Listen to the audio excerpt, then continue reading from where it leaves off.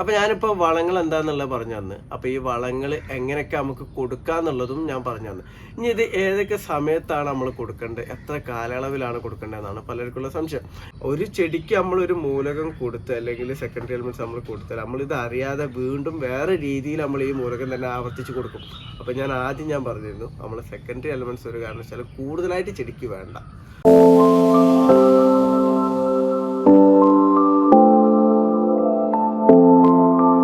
Hi, നമസ്കാരം. ഫാസിലാണ്. എൻ്റെ പുതിയ വീഡിയോയിലേക്ക് എല്ലാവർക്കും സ്വാഗതം. ഞാനിന്ന് പറയാൻ വേണ്ടി പോകുന്നതെന്ന് വെച്ചാൽ എൻ്റെ വീഡിയോയിൽ വരുന്ന കമൻറ്റുകൾക്ക്, എല്ലാ കമൻറ്റുകൾക്കും ഞാൻ മറുപടി നൽകാറുണ്ട്. അതേപോലെ തന്നെ എൻ്റെ വാട്സാപ്പ് ലിങ്ക് ചാനൽ ഡിസ്ക്രിപ്ഷനിൽ കൊടുത്തിട്ടുണ്ട്. അപ്പോൾ വാട്സാപ്പ് വഴി ചോദിക്കുന്നവർക്കും അതാ ദിവസം തന്നെ ഞാൻ ഡീറ്റെയിൽ ആയിട്ട് റിപ്ലൈ നൽകാറുണ്ട്. അതിൽ ഞാൻ മനസ്സിലാക്കിയ ഒരു കാര്യം എന്താ വെച്ചാൽ പലർക്കും കൺഫ്യൂഷൻ ഉണ്ട് വളങ്ങൾ കൊടുക്കുന്നതിനെ സംബന്ധിച്ച്. കാരണം ഓരോ ചെടികൾക്കും ഓരോ രീതിയിലാണോ വളം. അതിൻ്റെ ഒരു ഉദാഹരണം ഞാൻ പറഞ്ഞുതരാം. ഇപ്പോൾ പല സുഹൃത്തുക്കളും ചോദിക്കുന്നതാണ്, എൻ്റെ മാവ് 3 വർഷമായി കായ്ക്കുന്നില്ല, പോക്കുന്നില്ല, ഞാൻ എന്ത് വളമാണ് കൊടുക്കേണ്ടത്? അപ്പോൾ അതിന് ഞാൻ ഡീറ്റെയിൽ ആയിട്ട് മറുപടി പറഞ്ഞു കൊടുത്തു കഴിഞ്ഞാൽ അതേ സുഹൃത്തുക്കൾ തന്നെ വീണ്ടും ചോദിക്കും, 4 വർഷമായിട്ടുള്ള പ്ലാവുണ്ട്, അതിന് ഞാൻ എന്താ കൊടുക്കേണ്ടതെന്നുള്ളത്. അപ്പോൾ ഓരോ ചെടികൾക്കും ഓരോ വളങ്ങളാണെന്ന് ഇപ്പോൾ യൂട്യൂബിൽ ഇവരൊക്കെ പല വളത്തിൻ്റെ വീഡിയോ ചെയ്യുമ്പോൾ ഇതൊക്കെ സെപ്പറേറ്റ് ആയിട്ട് നമ്മൾ കൊടുക്കേണ്ടതാണെന്നൊക്കെ പലരും തെറ്റായ രീതിയിൽ ചിന്തിച്ചിരിക്കുന്നുണ്ട്. പലർക്കും കൺഫ്യൂഷനാണ്, ഞാനിനി അത് കൊടുത്താൽ കുഴപ്പമാണ്, ഇതാണോ കൊടുക്കേണ്ടതെന്നൊക്കെ ഉള്ളത്. അപ്പോൾ അതിനെക്കുറിച്ചിട്ടൊക്കെയാണ് ഇന്നത്തെ എൻ്റെ വീഡിയോയിലൂടെ ഞാൻ പറയുന്നത് കേട്ടോ. ഇതൊക്കെ ഞാൻ ഡീറ്റെയിൽ ആയിട്ട് ഓരോരോ വീഡിയോ ഞാൻ മുമ്പ് ചെയ്തിട്ടുണ്ട്. പക്ഷെ അതിലൊക്കെ ഒരു ഭാഗം മാത്രം കേട്ട് പിന്നെ കുറച്ച് കഴിയുമ്പോൾ വേറെ വീഡിയോ അല്ലോ കാണുന്നത്. അപ്പോൾ വീണ്ടും കൺഫ്യൂഷൻ ആയി പോവാണ്. അപ്പോൾ അതാണ് നമ്മളൊരു ചെടി നട്ടത് മുതൽ ആ ഒരു ചെടിക്ക് എന്തൊക്കെയാണ് വളങ്ങൾ വേണ്ടത്, അതെങ്ങനെയൊക്കെ നമ്മൾ കൊടുക്കുക, സിമ്പിളായിട്ടാണ് ഈ വീഡിയോയിലൂടെ ഞാൻ പറയുന്നത് കേട്ടോ. അപ്പോൾ ഈ വീഡിയോ കുറച്ച് ലോങ് ആയിരിക്കും. അപ്പോൾ അറിയുന്ന ആൾക്കാരാണെന്നുണ്ടെങ്കിൽ ഇത് കാണണമെന്നില്ല. കാരണം എന്താ പറയുക, എല്ലാവരും പറയും ഇത് ഇത്രക്കും വലിയ വീഡിയോ ഇട്ടിട്ട് ലാഗ് അടിപ്പിക്കുന്നതെന്നുള്ളത്. അപ്പോൾ ഇത് അറിയാത്തവർക്ക് മനസ്സിലാവാൻ വേണ്ടിയിട്ടാണ് ഇത് ലോങ് ആണ് കുറച്ച് വീഡിയോ. അപ്പോൾ ഡീറ്റെയിൽ ആയിട്ട് തന്നെ ഈ വീഡിയോയിൽ കാര്യങ്ങളൊക്കെ പറയുന്നുണ്ട്. അപ്പോൾ എല്ലാവരും വീഡിയോ മുഴുവനായിട്ട് കാണാൻ വേണ്ടി ശ്രമിക്കുക. നമുക്ക് വീഡിയോയിലേക്ക് പോവാം. അപ്പോൾ ഈ കൺഫ്യൂഷൻ നമുക്ക് മാറണം എന്നുണ്ടെങ്കിൽ നമ്മൾ ആദ്യം മനസ്സിലാക്കേണ്ട എന്താണ്, ഓരോ ചെടികൾക്ക് ഒരു ചെടീൻ്റെ ആദ്യഘട്ട വളർച്ച മുതൽ ആ ചെടി പൂക്കുന്നതും കായ്ക്കുന്ന വരെ ചെടിക്ക് കിട്ടേണ്ട മൂലകങ്ങൾ എന്തൊക്കെയാണ് എന്നുള്ളതാണ് ആദ്യം നമ്മൾ മനസ്സിലാക്കേണ്ടത്. അപ്പോൾ ഒരു ചെടികൾക്ക് ഏതൊരു ചെടിയാണെന്നുണ്ടെങ്കിൽ ആ ചെടിക്ക് കിട്ടേണ്ട നമ്മൾ മൂലകങ്ങൾ നമ്മൾ 3 കാറ്റഗറി ആയിട്ട് നമ്മൾ തിരിക്കും. അതിൽ പ്രധാന കാറ്റഗറിയാണ് പ്രൈമറി എലമെൻറ്റ്സ് എന്ന് പറയും. വെച്ചാൽ പ്രധാന മൂലകങ്ങൾ എന്ന് പറയും നൈട്രജൻ, ഫോസ്ഫറസ്, പൊട്ടാസ്യം.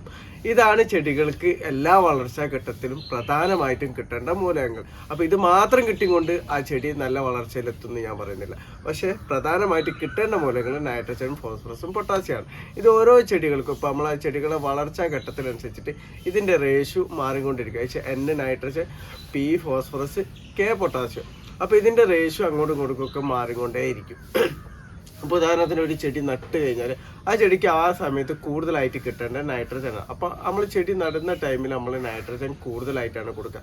അതേപോലെ തന്നെ ഫോസ്ഫറസും പൊട്ടാസ്യം ഒരു ഈക്വൽ ഷെയറിലായിട്ടാണ് നമ്മൾ കൊടുക്കുക. അപ്പോൾ നൈട്രജനാണ് നമ്മൾ സ്റ്റാർട്ടിങ്ങിൽ കൂടുതൽ കൊടുക്കുന്നത്.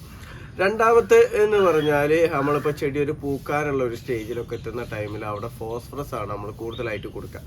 അപ്പോൾ അതിൻ്റെ തൊട്ട് താഴെയായിട്ട് പൊട്ടാസ്യം, നൈട്രജൻ ലേശം കുറച്ച് കൊണ്ടുവരും. കാരണം ആ ടൈമിൽ നൈട്രജൻ കൂടുതലായിട്ട് ചെടികൾക്ക് ആവശ്യമില്ല. മൂന്നാമത്തെ സ്റ്റേജ് എന്ന് പറഞ്ഞാൽ നമ്മളൊരു ചെടി പൂത്ത് കായ് ആവുന്ന ടൈമിൽ ഫോസ്ഫറസും കുറച്ച് കൊണ്ടുവരും, നൈട്രജനും ലേശം കുറച്ച് കൊണ്ടുവരും, പൊട്ടാസ്യമാണ് നമ്മൾ ലേശം കൂടുതലായിട്ട് കൊടുക്കുക.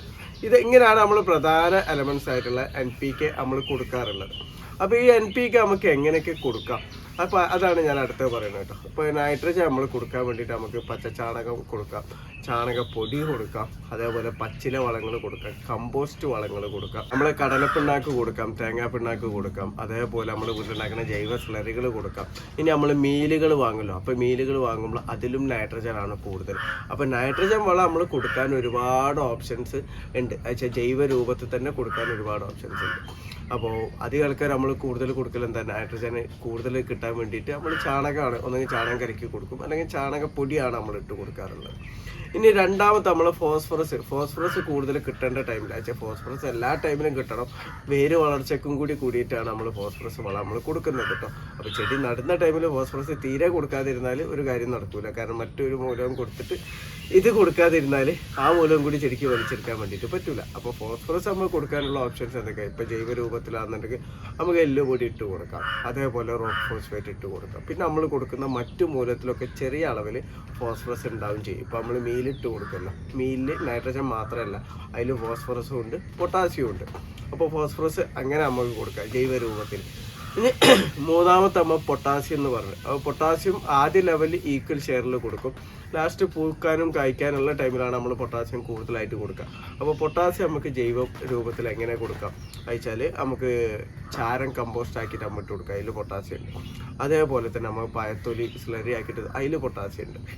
അതേപോലെ തന്നെ നമ്മൾ കോഴിവളം ഉണ്ടല്ലോ, കോഴിവളം കമ്പോസ്റ്റ് ആക്കിയിട്ട് കൊടുത്താലും അതിൽ പൊട്ടാസ്യം ഉണ്ട്. പിന്നെ നമുക്ക് ബയോ പൊട്ടാസ്യം ആയിട്ട് നമുക്ക് വാങ്ങിക്കൊടുക്കാം. പിന്നെ നമ്മൾ കൊടുക്കുന്ന മറ്റു വളങ്ങളൊക്കെ ഉണ്ടാകും, ഇപ്പോൾ പച്ചില വളങ്ങളാണെങ്കിലോ കമ്പോസ്റ്റ് വളങ്ങളാണെങ്കിലോ അതിലൊക്കെ ചെറിയ അളവിൽ പൊട്ടാസ്യം. അപ്പോൾ ഈ NPK 3 നമ്മൾ കൊടുക്കേണ്ട രീതികൾ ഞാൻ പറഞ്ഞു, ജൈവ രൂപത്തിൽ ഈ രീതിയിലൊക്കെ നമ്മൾ കൊടുക്കാം. അപ്പം നമുക്ക് ഏത് രീതിയിലാണ് ഇപ്പോൾ പൊട്ടാസ്യം കൊടുക്കുക, എത്രയും പെട്ടെന്ന് നമ്മൾ കൊടുക്കാൻ പറ്റും, അതിനനുസരിച്ചിട്ടാണ് നമ്മൾ വളങ്ങൾ ജൈവ രൂപത്തിൽ നമ്മൾ കൊടുക്കേണ്ടത്. ഇനി ഇതിൻ്റെ രാസരൂപങ്ങൾ ഞാൻ പറഞ്ഞുതരാം. ഇപ്പോൾ നൈട്രജൻ കൊടുക്കാൻ വേണ്ടി നൈട്രജൻ മാത്രമാണ് കിട്ടേണ്ടതെന്നുണ്ടെങ്കിൽ ചെടികൾക്ക് നമുക്ക് നാനോ യൂറിയ നമുക്ക് കൊടുക്കാം, യൂറിയ കൊടുക്കാം. പക്ഷേ യൂറിയ എന്ന് പറയുമ്പോൾ രാസവളം മണ്ണിൽ നമ്മൾ ഇട്ട് കൊടുക്കേണ്ടി വരും. അപ്പോൾ നാനോ യൂറിയ ആകുമ്പോൾ നമുക്ക് ഇലകളിൽ സ്പ്രേ ചെയ്ത് കൊടുക്കാം കേട്ടോ. അതേപോലെ ഇപ്പോൾ ചെടി പൂക്കാനുള്ള, ഇപ്പോൾ ചെടികൾ ആദ്യഘട്ട വളർച്ച എന്നുണ്ടെങ്കിൽ നമ്മൾ NPK 19 എന്ന് പറഞ്ഞാൽ ഫോളിയാർ വഴി കൊടുക്കുന്നത്, ഇലകളിൽ സ്പ്രേ ചെയ്ത് നമുക്ക് രാസവളം സ്പ്രേ ചെയ്ത് കൊടുക്കാം. അതെന്ന് പറഞ്ഞാൽ ഈക്വൽ ഷെയറിലാണ് നമ്മൾ ചെടികൾ ആദ്യഘട്ട വളർച്ചയിൽ ഈക്വൽ ഷെയറിലാണ് നമ്മൾ കൊടുക്കേണ്ടതെന്ന് പറഞ്ഞില്ല. അതിൽ നൈട്രജൻ ലേശം കൂടുതലാണ്. അപ്പോൾ നമ്മൾ മണ്ണിൽ നമ്മളിപ്പോൾ ചാണകപ്പൊടി കുറച്ച് കൂടുതൽ, അതേപോലെ മറ്റു ജൈവങ്ങളൊക്കെ മറ്റു മൂലകങ്ങൾ മീലുകളും കൂടി ആഡ് ചെയ്ത് നമ്മൾ ചെടി നട്ട് കഴിഞ്ഞാൽ നമ്മൾ ആ ഒരു ടൈമിൽ ആ വളം ചെടിക്ക് വലിച്ചെടുക്കണം എന്നുണ്ടെങ്കിൽ കുറച്ച് കാലതാമസം എടുക്കും. അപ്പോൾ ആ സമയം വരെ നമുക്ക് ഡെഫിഷ്യൻസി വരാതിരിക്കാൻ വേണ്ടി നമുക്ക് NPK 19 ഈക്വൽ ഷെയറിലുള്ള വളം നമുക്ക് ഇലകളിൽ ഒരു 10 ദിവസം 15 ദിവസം 20 ദിവസം ഗ്യാപ്പിലായിട്ട് നമുക്ക് 2 ഗ്രാം 1 ലിറ്റർ വെള്ളത്തിലെടുത്തിട്ടൊക്കെ നമ്മൾ ഇലകളിൽ സ്പ്രേ ചെയ്ത് കൊടുക്കുക. അപ്പോൾ ഈക്വൽ ഷെയറിൽ NPK കിട്ടേണ്ട ടൈമിൽ നമുക്ക് NPK 19 കൊടുക്കാം.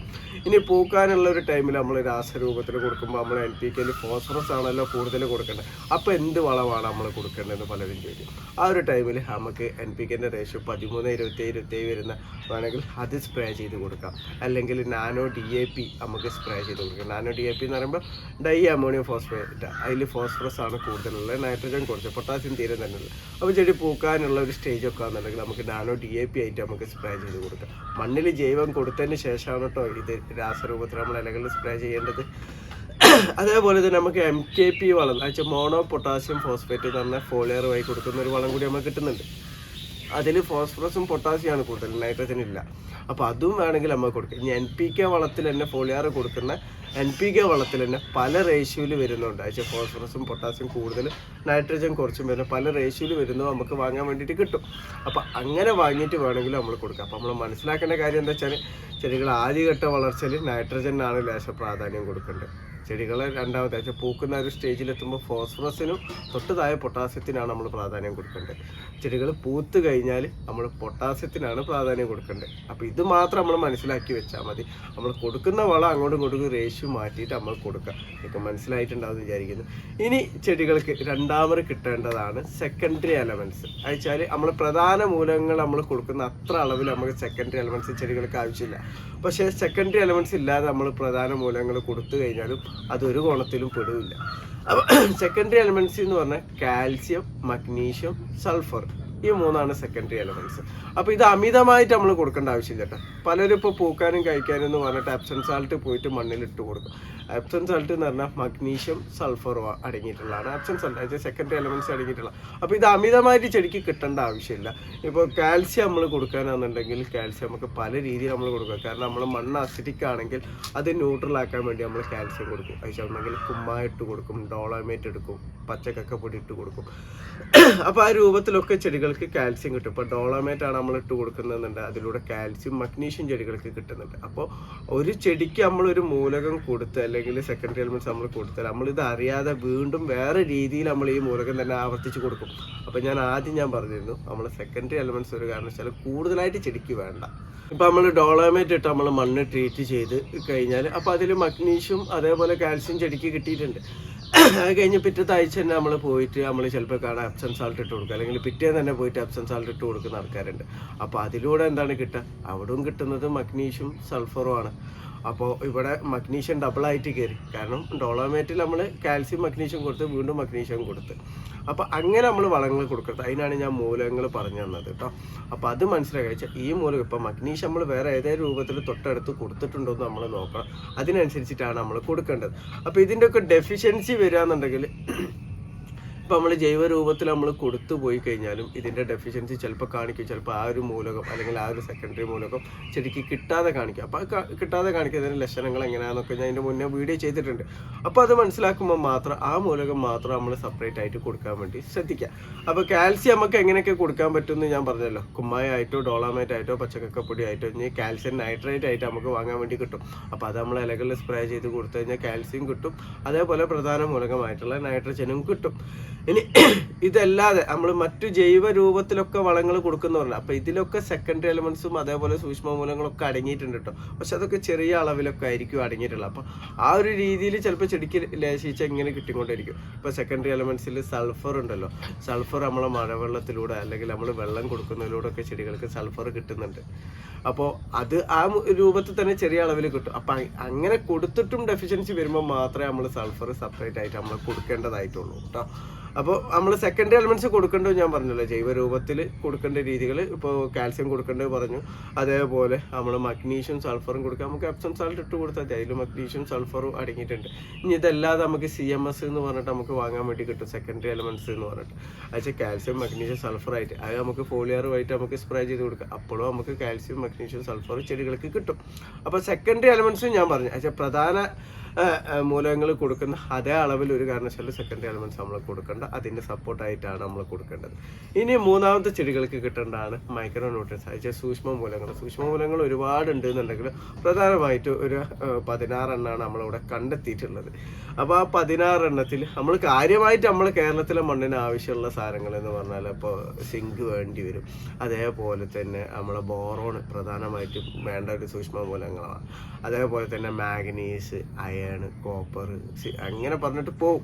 അത് 16 എണ്ണം വരെ പോകും. അപ്പോൾ ഇത് നമുക്ക് ഓരോന്നോരോന്നായിട്ട് നമ്മൾ കൊടുക്കാൻ വേണ്ടി ഇപ്പോൾ ബോറോണൊക്കെയാണ് നമ്മൾ സെപ്പറേറ്റ് ആയിട്ട് നമ്മൾ വാങ്ങി കൊടുക്കാറുള്ളത്.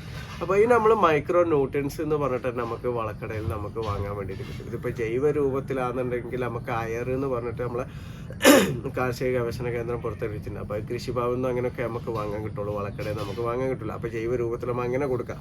ഇനി നമ്മൾ കൊടുക്കുന്ന മറ്റു മൂലങ്ങളുണ്ടല്ലോ, കമ്പോസ്റ്റ് വളങ്ങൾ, അതേപോലെ ഹോർമോൺ വളങ്ങളൊക്കെ നമ്മൾ വീട്ടിൽ ജൈവ രൂപത്തിൽ ഉണ്ടാക്കുന്നത്. അപ്പോൾ അതിലൊക്കെ സൂക്ഷ്മ മൂലകങ്ങൾ ചെറിയ തോതിൽ ചെടികൾക്ക് കിട്ടുട്ടോ.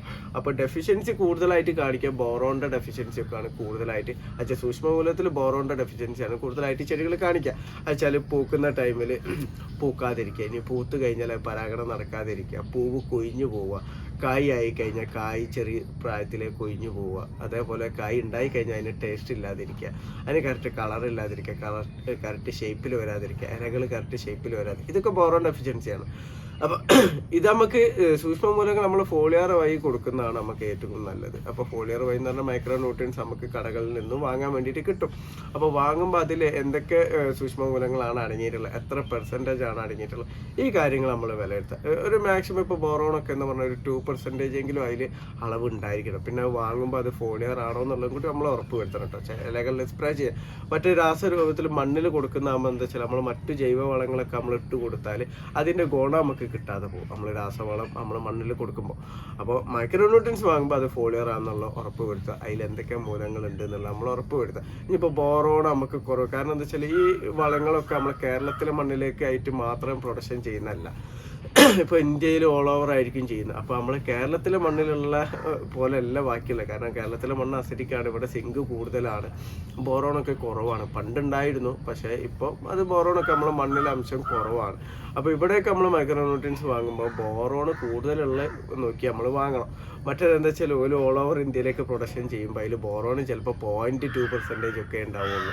അവിടെ സിങ്ക് ആയിരിക്കും കൂടുതലുണ്ട്, കാരണം അവിടെ ആൽക്കലൈൻ സോയിലാണ്, അവിടെയൊക്കെ ആ മൂലങ്ങളെ കുറവാണ് കൂടുതലും മണ്ണിലുണ്ടാവുക. അപ്പോൾ ഈ ഒരു കാര്യം പ്രത്യേകം ശ്രദ്ധിക്കണം. അപ്പോൾ കഴിയുന്നത് എന്താ വെച്ചാൽ നമ്മളിപ്പോൾ മൈക്രോ ന്യൂട്രിയൻസ് നമ്മൾ വാങ്ങിക്കഴിഞ്ഞാലും നമ്മൾ ബോറോൺ ഒന്ന് സെപ്പറേറ്റ് ആയിട്ട് വാങ്ങുന്നതാണ് നല്ലത്. അപ്പോൾ ബോറോൺ വാങ്ങുമ്പോൾ പലർക്കുള്ള ഡൗട്ടാണ്, പലരും വാങ്ങുന്ന അബദ്ധം. കാരണം മണ്ണിൽ കൊടുക്കുന്ന വെച്ചാൽ സോയിൽ ആപ്ലിക്കേഷൻ വഴി കൊടുക്കുന്ന ബോറോണാണ് അധികം ആൾക്കാരും വാങ്ങുക. അപ്പോൾ അങ്ങനെ വാങ്ങാതിരിക്കുക. ബോറോൺ നമ്മൾ വാങ്ങിച്ച ഫോളിയർ വഴി കൊടുക്കുന്ന ബോറോൺ വാങ്ങാൻ വേണ്ടി ശ്രദ്ധിക്കുക. അപ്പോൾ അതിനിപ്പോൾ നല്ലൊരു ഓപ്ഷൻ പറയുന്നുണ്ട്, ടാറ്റൻ്റെ സോളിവറൊക്കെ വാങ്ങിയാൽ മതി, അത് ഫോളിയർ വഴി കൊടുക്കുന്ന, അതിൽ 20% ബോറോൺ അടങ്ങിയിട്ടുണ്ട്. അപ്പോൾ മൈക്രോ ന്യൂട്രിയൻസ് നമ്മൾ ഇങ്ങനെ കൊടുക്കുക. അപ്പോൾ ഇത് ഏതൊക്കെ ടൈമിലാണ് കൊടുക്കേണ്ടതെന്ന് എല്ലാവർക്കും ഉള്ള ഡൗട്ട് ആയിരിക്കും. മൈക്രോ ന്യൂട്രിയൻസ് നമ്മൾ കൊടുക്കേണ്ടതെന്ന് പറഞ്ഞാൽ നമ്മൾ ചെടികൾ എല്ലാ വളർച്ചാ ഘട്ടത്തിലും ഈക്വൽ ഷെയറിൽ നമ്മൾ കൊടുക്കുക. ഇപ്പോൾ ഫോളിയർ വഴി കൊടുക്കുന്ന നമ്മൾ മൈക്രോ ന്യൂട്രിയൻസ് വാങ്ങുകയെന്നുണ്ടെങ്കിൽ നമ്മളൊരു 15 ദിവസം കൂടുമ്പോൾ 2 ഗ്രാം 1 ലിറ്റർ വെള്ളത്തിൽ മിക്സ് ചെയ്തിട്ട് ഇലകളിൽ സ്പ്രേ ചെയ്ത് കൊടുക്കുക. ഇത് കണ്ടിന്യൂ ആയിട്ട് നമ്മൾ ചെയ്ത് പോയാൽ മതി ചെടികൾ എല്ലാ വളർച്ചാ ഘട്ടത്തിലും. ഇനി പൂക്കാനും കായ്ക്കാനുള്ള ഒരു ടൈമിൽ മാത്രം നമ്മളത് ടാറ്റൻ്റെ സോളിബോർ വാങ്ങിയിട്ട് അതിൽ നമ്മൾ വാങ്ങിയ മൈക്രോ ന്യൂട്രിയൻസിൽ ബോറോൺ പറ്റ കുറവാണ് അംശം 2% ഇല്ല എന്നുണ്ടെങ്കിൽ മാത്രം നമ്മൾ ടാറ്റൻ്റെ സോളിബോർ വാങ്ങിയാൽ മതി. എന്നിട്ട് അത് 2 ഗ്രാം വെച്ചിട്ട് മാസത്തിൽ ഒരിക്കലൊക്കെ സ്പ്രേ ചെയ്ത് കൊടുത്താൽ മതി കേട്ടോ, ഇലകളിൽ സ്പ്രേ ചെയ്ത് കൊടുത്താൽ മതി. അപ്പോൾ ഞാനിപ്പോൾ വളങ്ങൾ എന്താണെന്നുള്ളത് പറഞ്ഞു തന്നു. അപ്പോൾ ഈ വളങ്ങൾ എങ്ങനെയൊക്കെ നമുക്ക് കൊടുക്കാന്നുള്ളതും ഞാൻ പറഞ്ഞു തന്നു. ഇനി ഇത് ഏതൊക്കെ സമയത്താണ് നമ്മൾ കൊടുക്കേണ്ടത്, എത്ര കാലയളവിലാണ് കൊടുക്കേണ്ടതെന്നാണ് പലർക്കുള്ള സംശയം. ഇപ്പം നമ്മളൊരു ചെടി നടുന്ന ടൈമിൽ ഞാൻ പറഞ്ഞല്ലോ, മണ്ണ് ആദ്യം നമ്മൾ കുമ്മായിട്ടൊന്ന് ട്രീറ്റ് ചെയ്യണം. കുമ്മായം തന്നെ വേണമെന്നില്ല, ഡോളോമേറ്റ് ഏത് രൂപത്തിലാണെങ്കിലും മണ്ണ് ന്യൂട്രൽ ആക്കണം. മണ്ണ് ന്യൂട്രൽ ആക്കിയതിന് ശേഷം മാത്രമേ നമ്മൾ വളങ്ങൾ ആഡ് ചെയ്ത് ചെടി നട്ടാൽ അത് വളങ്ങൾ ചെടിക്ക് വലിച്ചെടുക്കാൻ പറ്റുള്ളൂ. കാരണം ഞാൻ നേരത്തെ പറഞ്ഞല്ലോ, നമ്മളെ കേരളത്തിലെ മണ്ണ് അസിഡിക്കാണ്. അപ്പോൾ അത് നമ്മൾ ന്യൂട്രൽ ആക്കണം. അപ്പോൾ മണ്ണ് ന്യൂട്രൽ ആക്കാൻ വേണ്ടിയിട്ട് നമ്മൾ ഈ കുമ്മായ ഡോളോമേറ്റ് എങ്ങനെയാണെങ്കിലും നമ്മൾ ന്യൂട്രൽ ആക്കുക. അപ്പോൾ അത് എന്തിട്ട് കൊടുത്താലും നമ്മളെ മണ്ണിൽ ഈർപ്പം വേണം. അപ്പം കുമ്മായ ഇട്ടിട്ടാണെന്നുണ്ടെങ്കിൽ നമ്മളൊരു 15 ദിവസമെങ്കിലും ഈർപ്പത്തിൽ മണ്ണ് വെച്ച് അതിന് ശേഷം അതിൽ ജൈവ വളങ്ങൾ ആഡ് ചെയ്തിട്ട് വേണം നമ്മൾ ചെടി നടാൻ വേണ്ടിയിട്ട് ആദ്യ ഘട്ടങ്ങൾ. അപ്പോൾ ആ ഒരു ടൈമിൽ നമ്മൾ ചെടി നട്ടാൻ ഞാൻ നേരത്തെ പറഞ്ഞു ആ വളം സ്പോട്ടിൽ തന്നെ ചെടിക്ക് വലിച്ചെടുക്കാൻ പറ്റുന്നില്ല. അപ്പോൾ നമ്മൾ വേണമെങ്കിൽ 5 ദിവസം 10 ദിവസത്തെ ഗ്യാപ്പിൽ NPK 19 ഇലകളിൽ സ്പ്രേ ചെയ്ത് കൊടുക്കുക, അത് കറക്റ്റ് ചെയ്ത് കൊടുക്കുക.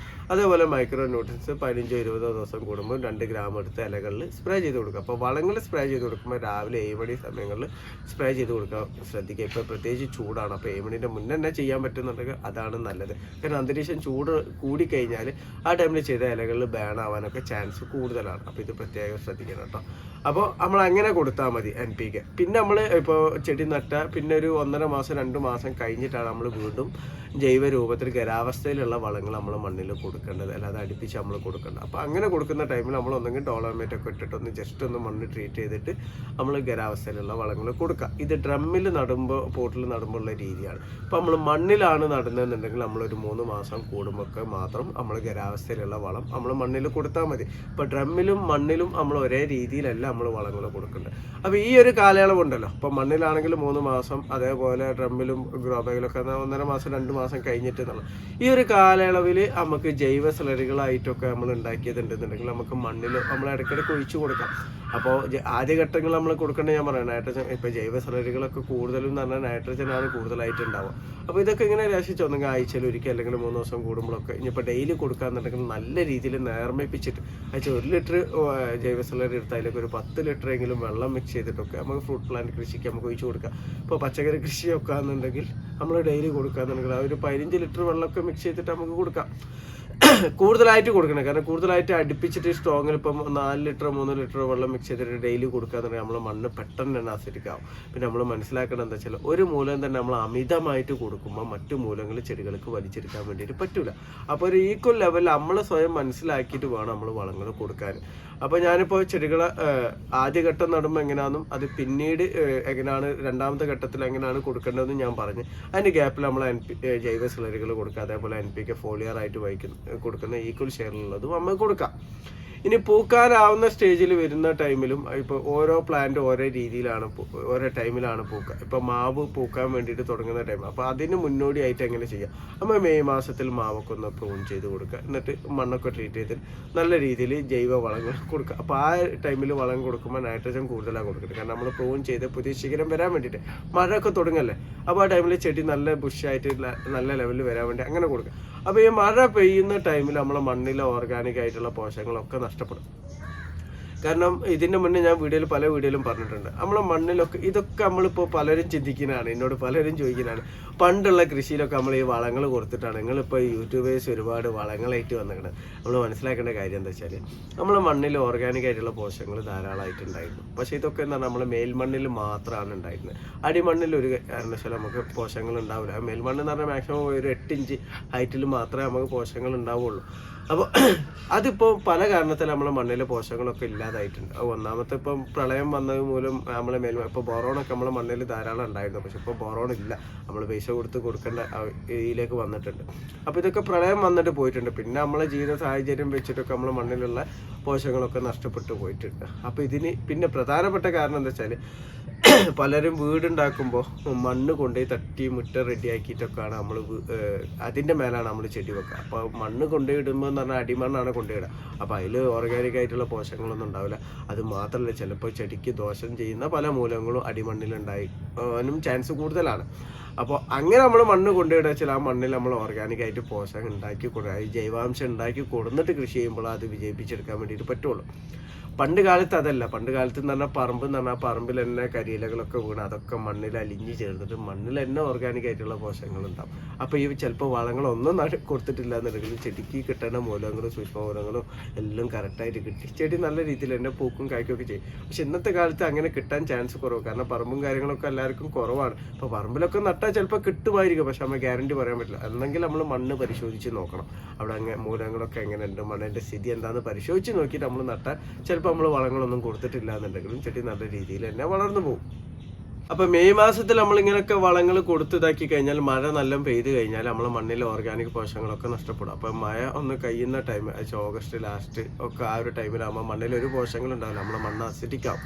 അപ്പോൾ ആ ഒരു ടൈമിൽ നമ്മൾ പ്രധാനമായിട്ട് നമ്മൾ കുമ്മായിട്ട് തന്നെ മണ്ണൊന്ന് ട്രീറ്റ് ചെയ്തിട്ട് വീണ്ടും നമ്മൾ വളങ്ങൾ കൊടുക്കണം. അപ്പോൾ വീണ്ടും വളം കൊടുക്കുമ്പോൾ അവിടെ മാവല്ലേ, ഇപ്പോൾ പൂക്കുന്ന ഒരു സ്റ്റേജിലേക്കാണ് പോകുന്നത്. അപ്പോൾ അവിടെ നൈട്രജൻ കുറച്ചിട്ട് ഫോസ്ഫറസ് കൂടുതൽ, പൊട്ടാസ്യം തൊട്ട് താഴെയായിട്ടുള്ള രൂപത്തിലാണ് നമ്മൾ അവിടെ വളങ്ങൾ കൊടുക്കേണ്ടത്. അപ്പോൾ ഇതേപോലെ തന്നെയാണ് ഓരോ ഫ്രൂട്ട് പ്ലാന്റിന് നമ്മൾ കൊടുക്കേണ്ടത്. പക്ഷേ ആ ഫ്രൂട്ട് പ്ലാന്റ് കായ്ക്കാനുള്ള ഒരു ടൈമിൽ നമ്മൾ വളങ്ങൾ മുൻകൂട്ടി കൊടുക്കുമ്പോൾ അവിടെ ഫോസ്ഫറസ് കായ്ക്കാൻ വേണ്ടിയിട്ട് നമ്മൾ ഫോസ്ഫറസും തൊട്ട് താഴെ പൊട്ടാസ്യം, അവിടെ നൈട്രജൻ കുറച്ചിട്ടാണ് നമ്മൾ വളങ്ങൾ കൊടുക്കേണ്ടത് കേട്ടോ. അപ്പോൾ അടിവളം കൊടുക്കേണ്ട ഇതേ രൂപത്തിലാണ്.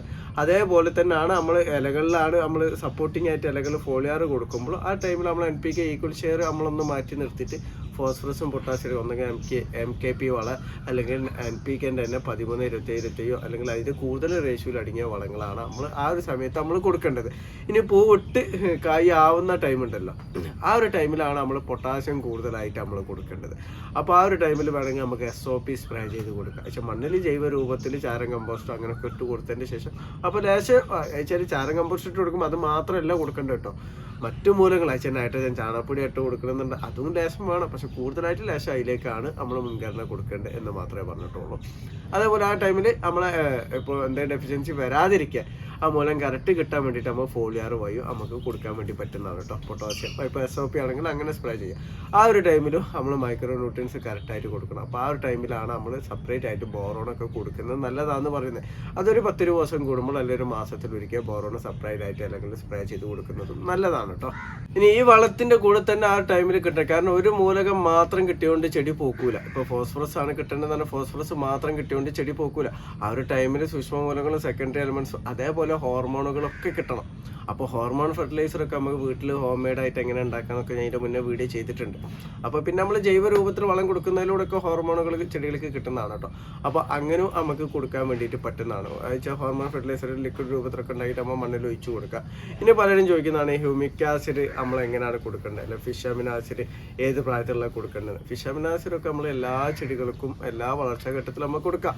ഇപ്പോൾ സ്റ്റാർട്ടിങ്ങിലൊക്കെ എന്ന് പറഞ്ഞാൽ, കാരണം ഫിഷ് അമിനോ ആസിഡിൽ നമുക്ക് NPK ഉണ്ട്, അതേപോലെ ഹോർമോണുകളുണ്ട്, സൂക്ഷ്മമൂലങ്ങളൊക്കെ അടങ്ങിയിട്ടുണ്ട്. അപ്പോൾ ഇത് നമുക്ക് ചെടികൾ ആദ്യഘട്ട വളർച്ചകളിലൊക്കെ നമുക്ക് 2 ml എന്നുള്ള രൂപത്തിൽ എടുത്തിട്ട് ഒരു 15 ദിവസം കൂടുമ്പോൾ അല്ലെങ്കിൽ ഒരു മാസത്തിലൊരിക്കൊക്കെ ഇലകൾ സ്പ്രേ ചെയ്ത് കൊടുക്കുക. മണ്ണിലും നമുക്ക് കൊടുക്കാം. ഇനി പൂക്കാനും കായ്ക്കാനുള്ള ഒരു ടൈമിലാകുമ്പോൾ അത് രണ്ടുള്ള നമുക്കൊരു 3 ml ഒക്കെ ആക്കിയിട്ട് ഒരു 15 ദിവസം ഗ്യാപ്പിലായിട്ട് കണ്ടിന്യൂ ആയിട്ട് നമുക്ക് കൊടുക്കാൻ വേണ്ടിയിട്ട് പറ്റുന്നതാണ് കേട്ടോ. പക്ഷെ അത് മാത്രം കൊടുത്തുകൊണ്ട് നമുക്ക് കൃഷി ചെയ്യാൻ പറ്റില്ല. നമ്മൾ മണ്ണിൽ ഇതേപോലെ ഓർഗാനിക് ആയിട്ട് കൊടുത്തിട്ട് പിന്നെ സപ്പോർട്ടിങ് ആയിട്ട് മാത്രമേ അത് കൊടുത്താൽ നമ്മൾ അതിൻ്റെ കറക്റ്റ് ഗുണം കിട്ടുള്ളൂ കേട്ടോ. പിന്നെ എന്ത് കൊടുക്കുമ്പോൾ നമ്മൾ ശ്രദ്ധിക്കേണ്ടതെന്ന് വെച്ചാൽ മണ്ണിൽ ഈർപ്പം അത് നിർബന്ധമാണ്.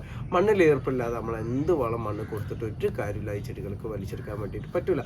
അപ്പോൾ നമുക്ക് പല ജോലി തിരക്കും കാര്യങ്ങളൊക്കെ ഉണ്ടാവും. പക്ഷേ നമ്മൾ കൃഷി വീട്ടിൽ ചെയ്യുകയാണ്, അത് കായ്ക്കണം എന്നുള്ള നല്ല വളർച്ചയിൽ എത്ര എന്നുള്ള ചിന്താഗതിയാണെന്നുണ്ടെങ്കിൽ അതിന് നമ്മൾ വെള്ളം കൊടുക്കാനുള്ള ഒരു സാഹചര്യം നമ്മൾ കണ്ടെത്തണം, ഒരു ടൈം നമ്മൾ കണ്ടെത്തണം. അതിനനുസരിച്ച് നമ്മൾ കൃഷി ചെയ്യണം കേട്ടോ. രണ്ടാമത്തെ ഒരു കാര്യം എന്ന് പറഞ്ഞാൽ നമ്മളെ ഹ്യൂമിക് ആസിഡും ഫൾവിക് ആസിഡും ഒക്കെ നമ്മൾ എങ്ങനെയാണ് കൊടുക്കേണ്ടത്, അത് കൊടുത്താൽ മാത്രം ചെടി കായ്ക്കോ പൂക്കുന്നു. പല വളക്കടക്കാരും അങ്ങനെ പറഞ്ഞിട്ടൊക്കെ പറ്റിക്കുന്നുണ്ട് കേട്ടോ. ഹ്യൂമിക് ആസിഡ് കൊടുത്താൽ ചെടി പൂക്കാത്ത ചെടികളും പൂക്കുന്നതാണ്. അപ്പോൾ ഹ്യൂമിക് ആസിഡ് എന്നൊക്കെ പറഞ്ഞാൽ അതൊരു പ്രധാന വളങ്ങളോ അല്ലെ സെക്കൻഡറി എലമെന്റ്സോ അങ്ങനെ ഒന്നല്ല. ഹ്യൂമിക് ആസിഡ് നമ്മളെ മണ്ണിനെ ഫലപുഷ്ടമാക്കാൻ വേണ്ടി നമ്മളിത് മണ്ണിൽ കൊടുക്കാന്നുണ്ടെങ്കിൽ മണ്ണ് നല്ല ഉഷാറാവും, വേരുകൾക്ക് നല്ല രീതിയിൽ വളർച്ച വരും. നമ്മൾ ഇട്ട് കൊടുക്കുന്ന വളങ്ങൾ പെട്ടെന്ന് തന്നെ ചെടികൾക്ക് വലിച്ചെടുക്കാൻ വേണ്ടി സാധിക്കും. ഇതിനൊക്കെ വേണ്ടിയിട്ടാണ് നമ്മൾ ഹ്യൂമിക് ആസിഡ് മണ്ണിൽ മണ്ണിൽ കൊടുക്കുന്നത്. അപ്പോൾ ഇത് നമ്മൾ എങ്ങനെയാണ് കൊടുക്കേണ്ട, അളവ് എങ്ങനെയാണെന്നൊക്കെ പലരും ചോദിക്കും. അപ്പോൾ ഇത് നമുക്ക് ലിക്വിഡ് രൂപത്തിൽ കിട്ടുന്നതാണ്. 5 ml 1 ലിറ്റർ വെള്ളത്തിൽ മിക്സ് ചെയ്ത് ചെടികൾ എല്ലാ വളർച്ചാ ഘട്ടത്തിലും മാസത്തിൽ മുടങ്ങാതെ കൊടുത്തു പോയാൽ മതി. അമിതമായിട്ട് കൊടുക്കേണ്ട ആവശ്യമില്ല, എപ്പോഴും കൊടുക്കേണ്ട ആവശ്യമില്ല. മാസത്തിൽ ഒരിക്കൽ മാത്രം നമ്മൾ കൊടുത്തു പോയാൽ മതി കേട്ടോ. ഇനിയിപ്പോൾ അത് കൊടുത്തിട്ടില്ല എന്നുണ്ടെങ്കിലും വലിയ ദോഷമൊന്നും ചെയ്യൊന്നുമില്ല. പക്ഷെ നമ്മളൊരു മുൻകരുതൽ എന്നുള്ള രൂപത്തിലാണ് നമ്മളിതൊക്കെ കൊടുക്കുന്നത്. പിന്നെ പലരും ചോദിക്കുന്നതാണ് നമ്മളെ ഇതൊക്കെ ഉണ്ടല്ലോ വെച്ചാൽ സ്യൂഡോമോണസ്, ട്രൈക്കോഡർമ, ഇതിനൊക്കെ പ്രാധാന്യം കൽപ്പിച്ചും കൊണ്ട് പല ആൾക്കാരും എന്നോട് ഡൗട്ട് ചോദിക്കാറുണ്ട്. പക്ഷേ പ്രധാന മൂലകങ്ങൾ അവിടെ സൈഡിലേക്ക് വെച്ച്, സെക്കൻഡറി മൂലകം സൈഡിലേക്ക് വെച്ചിട്ട് ഈ ട്രൈക്കോഡർമക്ക്, സ്യൂഡോമോണസിന്, അതേപോലെ WDCക്ക് ഇതിനൊക്കെ ഭയങ്കര പ്രാധാന്യം നൽകിയിട്ട് പലരും ഡൗട്ട് ചോദിക്കാൻ. ഇതൊക്കെ ഭയങ്കര ചെടികളെ വളർച്ചാ ഘട്ടത്തിൽ വളരെയധികം പ്രാധാന്യം നൽകുന്ന സാധനങ്ങളല്ല. ഇതൊരു പ്രധാന വളങ്ങളായിട്ട് നമ്മൾ കൊടുക്കുന്നതല്ല. പക്ഷേ മറ്റു വളങ്ങൾ നമ്മൾ ഇട്ട് കൊടുത്താൽ അത് ചെടികൾ വലിച്ചെത്തി ചെടികൾ നല്ല ആരോഗ്യത്തോടു കൂടി വരാൻ വേണ്ടിയിട്ട് കൊടുക്കുന്ന സാധനങ്ങളൊക്കെയാണ്. അത് ചില ഫംഗൽ ഇൻഫെക്ഷൻ വരാതിരിക്കാനും അതേപോലെ മണ്ണിനെ ഫലപുഷ്ടമാക്കാനും ചെടികൾ നല്ല ആരോഗ്യത്തോട് കൂടിയിട്ട് വളങ്ങളും വെള്ളം വലിച്ചെടുക്കാനൊക്കെ ഗുണം ചെയ്യുന്ന ഒരു ബാക്ടീരിയയാണ് സ്യൂഡോമോണസ്. അപ്പോൾ ഇത് മാസത്തിൽ ഒരിക്കലൊക്കെ നമ്മൾ മണ്ണിൽ ഒന്നെങ്കിൽ കലക്കിയിട്ട് വല്ല പൗഡറായിട്ട് കൊടുക്കുന്നത് നല്ലതാണ്. പക്ഷെ ഇട്ട് കൊടുക്കുമ്പോൾ നമ്മൾ മറ്റു രാസവളങ്ങളൊന്നും കൊടുക്കരുത്. അതേപോലെ മറ്റു സൂക്ഷ്മാണു വളങ്ങളോ അങ്ങനെ എന്തെങ്കിലും ഇപ്പോൾ ട്രൈക്കോഡർമ ഒക്കെ കൊടുക്കാതെ ഫംഗസാണ് ട്രൈക്കോഡർമ. അപ്പോൾ അതിനൊക്കെ ഒരു 15 ദിവസം ഗ്യാപ്പ് ഇട്ടാൽ മതി. അല്ലാതെ അത് ലേശം കൂടുതലായി പോയി, ലേശം കുറഞ്ഞു പോയി, ഞാൻ മറ്റേത് അങ്ങനെയൊന്നുമില്ല. നമ്മൾ പ്രാധാന്യം നൽകേണ്ട വളങ്ങൾക്ക് മാത്രമാണ് കേട്ടോ. പക്ഷേ മൂലകങ്ങൾക്ക് മാത്രമാണ് നമ്മൾ പ്രാധാന്യം നൽകേണ്ടത്. മറ്റേത് നമ്മൾ ഇടയ്ക്കിടയ്ക്ക് അതിൻ്റെ ഗ്യാപ്പ് നോക്കിയിട്ട് നമ്മൾ മണ്ണിൽ കൊടുത്താൽ മതി. അതേപോലെ തന്നെ സ്യൂഡോമോണസ് ഒക്കെ നമ്മൾ ഇപ്പോൾ ഇലകളിൽ ഇങ്ങനെ തളിരില വരുമ്പോൾ തന്നെ ഇങ്ങനെ കരിഞ്ഞു പോകുന്ന കുമിൾ രോഗങ്ങളൊക്കെ വരും. അപ്പോൾ അതിനൊക്കെ മുൻകരുതലായിട്ട് ആഴ്ചയിൽ ഒരിക്കൽ ഒരു 10 ദിവസം കൂടുമ്പോഴൊക്കെ ഇലകളിൽ സ്പ്രേ ചെയ്ത് കൊടുക്കുന്നത് നല്ലതാണ്. അപ്പോൾ സ്യൂഡോമോണസൊക്കെ സ്പ്രേ ചെയ്ത് കൊടുക്കുകയെന്നുണ്ടെങ്കിൽ വൈകുന്നേരങ്ങളിൽ കൊടുത്താൽ മതി. രാവിലെ കൊടുത്താൽ അതിൻ്റെ ഗുണം കിട്ടുള്ളൂ. കാരണം ഈ ബാക്ടീരിയ തന്നെ വെയിൽ തട്ടിയിട്ട് ചത്തുപോകുന്നതുമാണ് കേട്ടോ. അപ്പോൾ ഇതിന് വലിയ പ്രാധാന്യം കേൾക്കേണ്ട, പക്ഷേ ചെടികൾക്ക് കൊടുക്കുന്നത് നല്ലതാണ്. ആ ഒരു കാര്യം പ്രത്യേകം മനസ്സിലാക്കണേ. പിന്നെ ചിലരുണ്ട് അയച്ചാൽ പെട്ടെന്ന് ചെടി പൂക്കാൻ വേണ്ടിയിട്ട് നമ്മളെ വളങ്ങൾ, ഇപ്പോൾ ഞാൻ പറഞ്ഞല്ലോ ഓരോ വളങ്ങൾ എങ്ങനെയാണ് കൊടുക്കേണ്ടത്, ഏത് സ്റ്റേജിലാണ് കൊടുക്കേണ്ടതെന്നൊക്കെ പറഞ്ഞല്ലോ. അപ്പോൾ ഈ വളങ്ങൾ തന്നെ കൂടുതലായിട്ട് കൊടുക്കുക. അയച്ചാൽ ഇപ്പോൾ ഉദാഹരണത്തിന് ഇപ്പോൾ MKP സ്പ്രേ ചെയ്യുക വെച്ചാൽ 15 ഗ്രാമൊക്കെ എടുത്തിട്ട് 1 ലിറ്റർ വെള്ളത്തിൽ മിക്സ് ചെയ്തിട്ട് ആ ചെടിക്ക് നല്ലോണം കിട്ടിക്കോട്ടെ എന്നുള്ള രീതിയിൽ കൊടുക്കുന്നവരുണ്ട്. അതേപോലെ തന്നെ ജൈവ രൂപത്തിൽ എല്ലുപൊടി ഇപ്പോൾ ഇന്നിട്ട് കൊടുത്താൽ 2 ആഴ്ച കഴിഞ്ഞിട്ട് വീണ്ടും റിപ്പീറ്റ് ഇട്ട് കൊടുക്കുക. പക്ഷെ അങ്ങനെയൊക്കെ ഇട്ട് കൊടുക്കുന്നത് നമുക്ക് ദോഷമാണ്. കാരണം ഇപ്പോൾ ഒരു മനുഷ്യന് ഒരു നേരം ഉച്ചയ്ക്ക് ഒരു നേരം ഫുഡ് കഴിക്കാൻ വേണ്ടിയിട്ട് പറ്റും. അപ്പോൾ ഉച്ചയ്ക്ക് ഫുഡ് കഴിക്കുന്ന നമ്മൾ കഴിച്ചിട്ടില്ല, രാവിലെ നമ്മൾ ബ്രേക്ക്ഫാസ്റ്റ് കഴിച്ചിട്ടില്ല, വൈകുന്നേരം കാപ്പി അങ്ങനെയൊന്നും കഴിച്ചിട്ടില്ല. പക്ഷേ രാത്രി ഇതെല്ലാം കൂടി ഒപ്പരം കൊടുത്തു കഴിഞ്ഞാൽ ചെടിക്ക് തിന്നാൻ പറ്റും, അല്ല മനുഷ്യന് തിന്നാൻ പറ്റും. അതേപോലെ തന്നെയാണ് ചെടികൾ. അമിതമായിട്ട് കൊടുത്തതിനെ കൊണ്ട് യാതൊരുവിധ കാര്യമില്ല. കൊടുക്കേണ്ട ഘട്ടം കൊടുക്കുക. നമ്മളെപ്പോഴും മനസ്സിലാക്കണം, നമ്മൾ മണ്ണിൽ ഖരാവസ്ഥയിൽ ജൈവ രൂപത്തിൽ ഇട്ട് കൊടുത്താൽ, അത് ഇന്നിട്ട് കൊടുത്താൽ നാളെ തന്നെ ചെടികൾക്ക് വലിച്ചെടുക്കാൻ വേണ്ടി പറ്റില്ല. അതൊന്ന് ലയിച്ച് ലയ രൂപത്തിലാവണമെന്നുണ്ടെങ്കിൽ 1 മാസത്തിനടുത്ത് 3 ആഴ്ച 1 മാസത്തിനടുത്ത് ടൈം പിടിക്കും. പക്ഷെ അങ്ങനെ ആവണമെന്നുണ്ടെങ്കിലും മണ്ണിൽ ജൈവാംശം നിലനിൽക്കണം, മണ്ണിൽ സൂക്ഷ്മ ജീവാണുക്കൾ വേണം, മണ്ണിൽ നല്ല രീതിയിൽ ഈർപ്പം വേണം. അപ്പോൾ ഇതൊന്നും ഇല്ലാതെ ഇതൊക്കെ നമ്മളവിടെ മുടക്കിയും കൊണ്ട് പിന്നെ അതേപോലെ തന്നെ പലരും ചെയ്യുന്നതാണ്. ഇപ്പോൾ ജൈവവളങ്ങൾ കൊടുത്ത് പിറ്റേന്ന് തന്നെ രാസവളം മണ്ണിൽ കൊടുത്ത്, ഇത് വെറും വേസ്റ്റ് ആയിട്ടേ പോവുള്ളൂ. കാരണം രാസവളം മണ്ണിൽ കൊടുത്തു കഴിഞ്ഞാൽ മണ്ണിലെ ജൈവാംശം നഷ്ടപ്പെടും, മണ്ണിലെ സൂക്ഷ്മ ജീവാണുക്കൾ നഷ്ടപ്പെടും. പിന്നെ എങ്ങനെയാണ് ഈ ജൈവവളം ഡൈജസ്റ്റ് ആക്കുക വെച്ചാൽ ലയ രൂപത്തിലാക്കുക, അത് ചെടിക്ക് എങ്ങനെയാണ് വലിച്ചെടുക്കാൻ പറ്റുക? അപ്പോൾ അങ്ങനൊന്നും അബദ്ധങ്ങൾ ചെയ്യാതിരിക്കുക. നമ്മൾ കൊടുത്ത കുറച്ച് കാലതാമസം നമ്മൾ കാത്തിരിക്കണം അത് ചെടിക്ക്. അതിനാണ് ഞാൻ പറഞ്ഞത് ഇലകളിൽ ആ ഒരു ടൈമിൽ ഫോളിയറായിട്ട് നമുക്ക് ഇതിൻ്റെ സപ്പോർട്ടിങ് ആയിട്ട് നമുക്ക് കൊടുക്കാൻ വേണ്ടിയിട്ട് പറ്റും. അല്ലാതെ അമിതമായിട്ടൊരു കാരണവശാലും നമ്മൾ വളങ്ങൾ കൊടുക്കരുത്. പിന്നെ പലർക്കും ഇതിൻ്റെ അളവിലൊക്കെ സംശയമാണ്. 2 ഗ്രാം എടുക്കാൻ പറഞ്ഞാൽ 2 സ്പൂൺ എടുക്കുക, അങ്ങനെയൊക്കെ ഉണ്ട്. പക്ഷെ നമ്മളെപ്പോഴും ശ്രദ്ധിക്കുക. കാരണം നമ്മൾ കൊടുക്കുന്നതിൽ ഇപ്പോൾ ചെറിയ കുട്ടികൾക്ക് നമ്മൾ ഭക്ഷണം കൊടുക്കുന്ന പോലെ നമ്മൾ കൊടുക്കുന്നതിൽ വളരെയധികം കെയർ ചെയ്യണം. അതല്ലാന്നുണ്ടെങ്കിൽ നമുക്ക് നികത്താൻ പറ്റൂല. കാരണം അളവ് കൂടുതൽ. ഇപ്പോൾ ഈ ഒരു ചെറിയൊരു ചെടിയാണ്, ഇത് പൂക്കുന്ന ഒരു സ്റ്റേജിൽ ഞാനിപ്പോൾ 2 ഗ്രാം ബോറോൺ കൊടുക്കുന്നതിന് പകരമായിട്ട് ഞാനൊരു 20 ഗ്രാം ബോറോൺ ഇതിൻ്റെ ചുവട്ടിൽ ഒഴിച്ചു കൊടുത്തു കഴിഞ്ഞാൽ അത് മറ്റു വളങ്ങളൊന്നും വലിച്ചെടുക്കാൻ പറ്റില്ല. ഈ ചെടി പെട്ടെന്ന് തന്നെ നശിച്ചു പോകും. അപ്പോൾ നമ്മൾ നല്ലതെന്ന് വിചാരിച്ച് കൊടുക്കുന്ന നമുക്ക് ദോഷമായിട്ട് വരും. അപ്പോൾ അളവ് കൊടുക്കുന്നത് ഗസ് ചെയ്തിട്ട് എടുക്കാതിരിക്കുക. കറക്റ്റ് അളവ് തന്നെ നമ്മൾ മനസ്സിലാക്കുക. ഇപ്പോൾ 2 ഗ്രാം ഷാർപ്പ് തന്നെ നമുക്ക് എടുക്കണമെന്നുണ്ടെങ്കിൽ നമ്മളൊരു ചെറിയൊരു അളവ് പാത്രം എന്തെങ്കിലുമൊക്കെ കണ്ടെത്താം. ഇപ്പോൾ ഞാനൊക്കെ എടുക്കുന്ന നമ്മൾ ഉപ്പ് എടുക്കുന്ന ചെറിയ സ്പൂണുണ്ടല്ലോ, പ്ലാസ്റ്റിക് നമ്മൾ ഐസ്ക്രീമൊക്കെ തിന്നുന്ന സ്പൂണ്, ആ ഒരു സ്പൂണിൽ ഏകദേശം ഒരു ലെവലിലാണ് ഞാൻ 2 ഗ്രാം ആയി. ചിലപ്പോൾ കുറവായിരിക്കാം, ചിലപ്പോൾ ഒരു പൊടിക്ക് കൂടുതലായിരിക്കും, എന്നാലും കുഴപ്പമില്ല. പക്ഷെ അമിതമാവില്ലല്ലോ ഒരു കാരണവശാലും. അപ്പോൾ അങ്ങനെ നമ്മൾ അളവെടുക്കാൻ വേണ്ടിയിട്ട് ശ്രദ്ധിക്കുക. അതേപോലെ വളങ്ങൾ കൊടുക്കുന്ന സമയങ്ങളും ഇപ്പോൾ ഫോളിയറായിട്ട് നമ്മൾ വളങ്ങൾ കൊടുക്കുകയെന്നുണ്ടെങ്കിൽ അത് അതിരാവിലെ തന്നെ കൊടുക്കുക. കാരണം വൈകുന്നേരം കൊടുത്ത ഒരു കാരണവശാലും അതിന് ഗുണം കിട്ടൂല. കാരണം ഇലകളിലെ സ്റ്റൊമാറ്റോ വഴി ഇലകൾ വളം വലിച്ചെടുക്കാൻ രാവിലെ സൂര്യൻ ഉദിച്ച് വരുന്ന ആ ഒരു സമയത്ത് മാത്രമേ ചെയ്യുള്ളൂ. അപ്പോൾ വൈകുന്നേരം നമ്മൾ കൊടുത്തു കഴിഞ്ഞാൽ പിറ്റേന്ന് രാവിലെ ആകുമ്പോഴത്തേനും അത് ഇലകളിൽ ആവിയായിട്ട് പോകും, അല്ല കാറ്റോ മഴ മൂലം പോകും. അപ്പോൾ പിന്നെ നമ്മൾ കൊടുക്കുന്നതിന് ഒരു ഗുണം ഉണ്ടാവില്ല. അപ്പോൾ വളങ്ങൾ രാവിലെ കൊടുക്കുക. അതേപോലെ നമ്മൾ ഫംഗിസൈഡ് ഇപ്പോൾ സ്യൂഡോമോണസ് ഇതൊക്കെ കൊടുക്കാന്നുണ്ടെങ്കിൽ ഞാൻ പറഞ്ഞല്ലോ ആ ഒരു 10 ദിവസം കൂടുമ്പോൾ നമുക്ക് ഇലകൾ സ്പ്രേ ചെയ്ത് കൊടുക്കുന്നത് നല്ല, മണ്ണിൽ മാസത്തിലൊരിക്കൽ കൊടുക്കുന്നത് നല്ലതാണ്. അപ്പോൾ അതും നമ്മൾ അതിരാവിലെ അല്ലെങ്കിൽ പകലുള്ള സമയത്ത് നമ്മൾ കൊടുത്തു കഴിഞ്ഞാൽ വെയിലട്ടുമ്പോൾ ഈ ബാക്ടീരിയ തന്നെ ചത്തുപോകും. പിന്നെ നമ്മൾ കൊടുത്തതിന് എന്ത് ഗുണമുള്ളത്? അപ്പോൾ പലരും ബുവേറിയൻ്റെ ഒക്കെ കീടനാശിനിയായിട്ട് ബുവേറിയ കൊടുക്കാൻ പറയുമ്പോൾ ഞാൻ വീഡിയോയിൽ എന്നോട് ഇങ്ങനെ ഡൗട്ടുകൾ ചോദിക്കുമ്പോൾ ഞാൻ പറയുമ്പോൾ അവർ ഞാൻ ബുവേറിയ കൊടുക്കണം, ഞാൻ രാവിലെ തന്നെ, എനിക്ക് വൈകുന്നേരം സമയം ഉണ്ടാവില്ല, ഞാൻ രാത്രി എത്തുള്ളൂ, അപ്പോൾ അതുകൊണ്ട് ഞാൻ രാവിലെ കൊടുത്ത് പോകണം. അപ്പോൾ ഇത് എന്തിനാണ് കൊടുക്കണമെന്നുള്ള നമ്മൾ ആദ്യം മനസ്സിലാക്കണം. കാരണം ബുവേറിയ ഒരു ബാക്ടീരിയയാണ്. ഇത് രാവിലെ പോയി കൊടുത്താൽ വെയിലടിക്കുമ്പോൾ ഈ ബാക്ടീരിയ ചത്തു പോകണം. അപ്പോൾ കൊടുക്കുന്നതിൻ്റെ ഗുണം വേണമല്ലോ.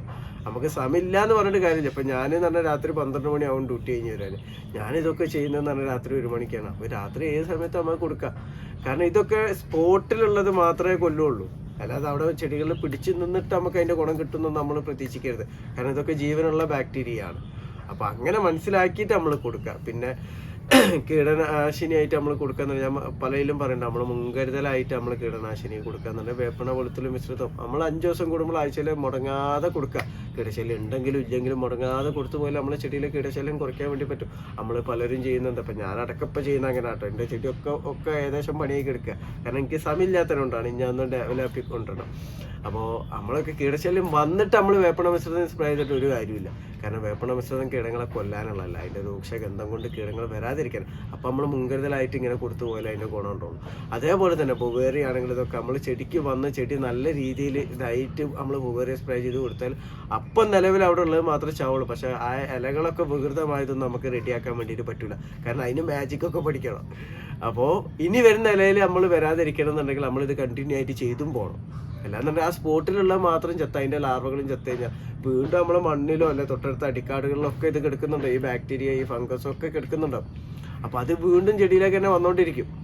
അപ്പോൾ അതിന് മുൻകരുതലായിട്ട് നമ്മൾ കണ്ടിന്യൂ ചെയ്ത് പോയിട്ട് നമ്മളെ കറക്റ്റാക്കി കൊണ്ടുവരണം. അത് 1 പ്രാവശ്യം 2 പ്രാവശ്യം ചെയ്തത് കൊണ്ട് വീണ്ടും പറയും ഇത് ചെയ്തിട്ട് ഒരു കാര്യമില്ല, ബുവേറി ചെയ്തിട്ട് ഒരു കാര്യമില്ല, വേപ്പണം ചെയ്തിട്ട് ഒരു കാര്യമില്ല, ഇനി രാസത്തിലേക്ക് പോകാമെന്ന്.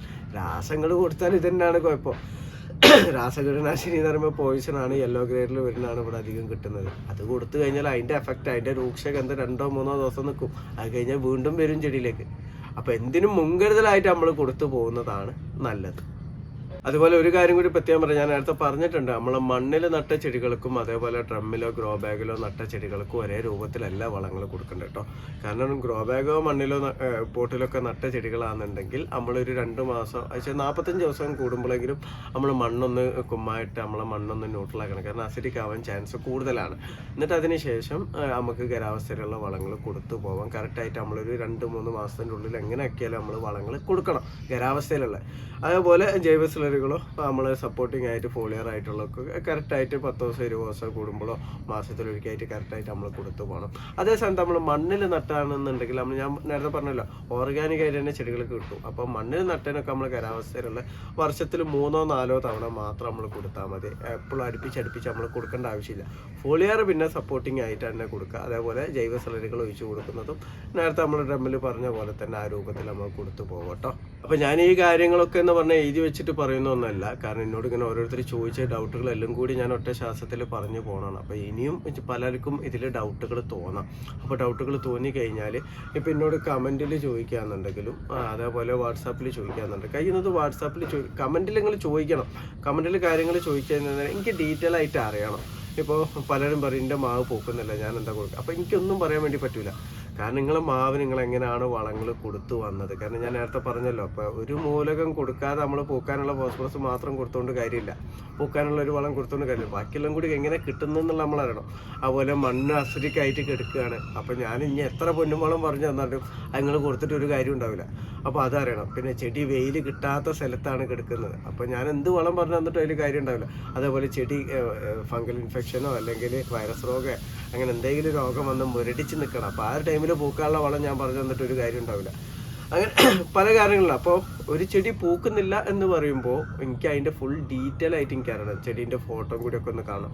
അങ്ങനെ നോക്കിയിട്ട് എനിക്ക് എന്തെങ്കിലും ഇനി ഇത് ചെയ്താൽ മതി എന്ന് പറഞ്ഞു തരാൻ പറ്റുള്ളൂ. അപ്പോൾ നിങ്ങൾ കമൻറ്റിൽ നിങ്ങൾ ചോദിച്ചു കഴിഞ്ഞാൽ ഞാൻ അത് ഡീറ്റെയിൽ ആയിട്ട് പറയാൻ വേണ്ടി പറയാം. അപ്പോൾ നിങ്ങൾക്ക് വാട്സാപ്പിൽ എന്നോട് ചോദിക്കാം. ഞാൻ എന്തായാലും അന്ന് രാത്രി കിടന്നുറങ്ങണതിൻ്റെ ഉള്ളിൽ ഞാൻ റിപ്ലൈ നൽകുന്നതാണ്.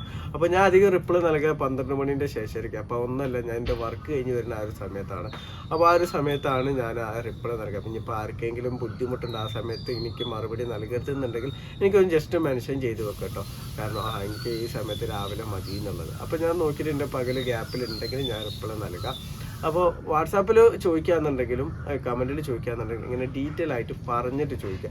ഇല്ലാന്നുണ്ടെങ്കിൽ ഞാൻ ചോദിക്കും. അപ്പോൾ ചോദിക്കുമ്പോൾ എനിക്ക് അത് കറക്റ്റായിട്ട് പറഞ്ഞു തരാം. അപ്പോഴേ അതിന് കറക്റ്റായിട്ട് എനിക്ക് മറുപടി പറഞ്ഞു തരാൻ വേണ്ടി പറ്റുള്ളൂ. വാട്സാപ്പിലൊക്കെ ചോദിച്ചിട്ടെങ്കിൽ യാതൊരു വിധ ബുദ്ധിമുട്ടൊന്നുമില്ല.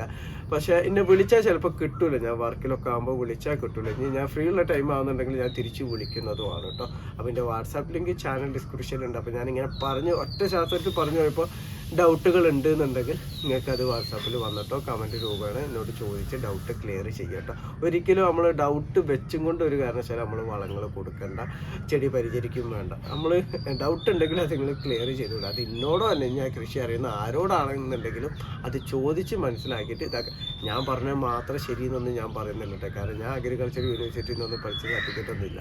എനിക്ക് ചെയ്ത് ശീലവും കേട്ടറിഞ്ഞതും ഒക്കെ ഉള്ള അറിവുകൾ മാത്രമേ ഉള്ളൂ. അതാണ് ഞങ്ങളോട് പറഞ്ഞത്. അപ്പോൾ അതെന്നെ ശരിയെന്നൊന്നും ഞാൻ പറയുന്നില്ല.